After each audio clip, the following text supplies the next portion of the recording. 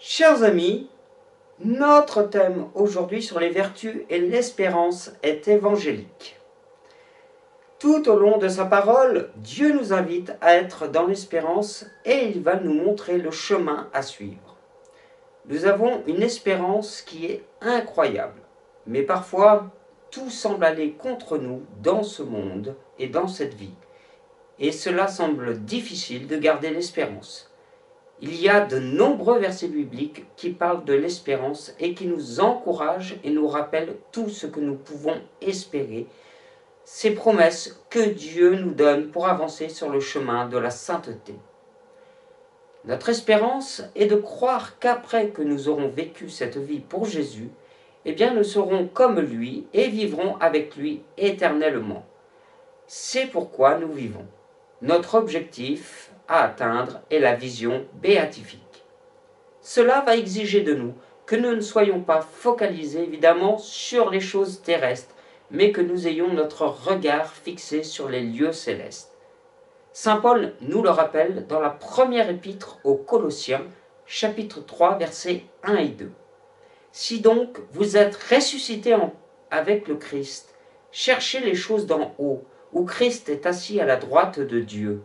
Attachez-vous aux choses d'en haut et non à celles qui sont sur la terre.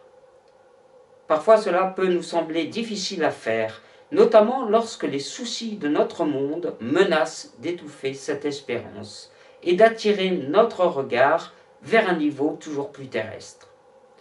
Mais nous savons que nous avons une bien meilleure espérance. Saint Paul nous le redit dans la deuxième épître aux Corinthiens, chapitre 4, versets 17 et 18. Car nos légères afflictions du moment présent produisent pour nous, au-delà de toute mesure, un poids éternel de gloire, parce que nous regardons non point aux choses visibles, mais à celles qui sont invisibles. Car les choses visibles sont passagères et les invisibles sont éternelles. L'espérance, chers amis, ne nous trompera pas au cours de notre chemin ici-bas sur terre, et elle ne nous trompera pas non plus le jour où elle s'accomplira entièrement, et nous serons alors semblables à lui, et nous le verrons tel qu'il est. Saint Jean nous rappelle dans son évangile et dans son épître au chapitre 1, versets 5 à 13, car Dieu a tant aimé le monde qu'il nous a donné son Fils unique, afin que quiconque croit en lui ne périsse point, mais ait la vie éternelle. Je vous écris ces choses afin que vous sachiez que vous avez la vie éternelle, vous qui croyez au nom du Fils de Dieu. Pour terminer, l'espérance est donc notre moteur pour avancer dans la vie spirituelle. Et c'est en cela qu'elle est une bonne nouvelle.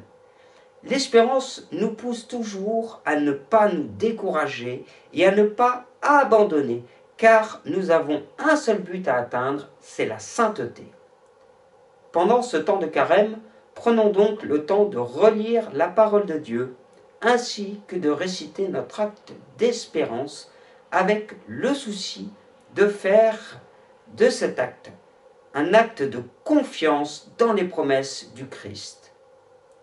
Mon Dieu, j'espère avec une ferme confiance que vous me donnerez par les mérites de Jésus-Christ votre grâce en ce monde, et si j'observe vos commandements, le bonheur éternel dans l'autre, parce que vous l'avez promis et que vous êtes fidèles dans vos promesses.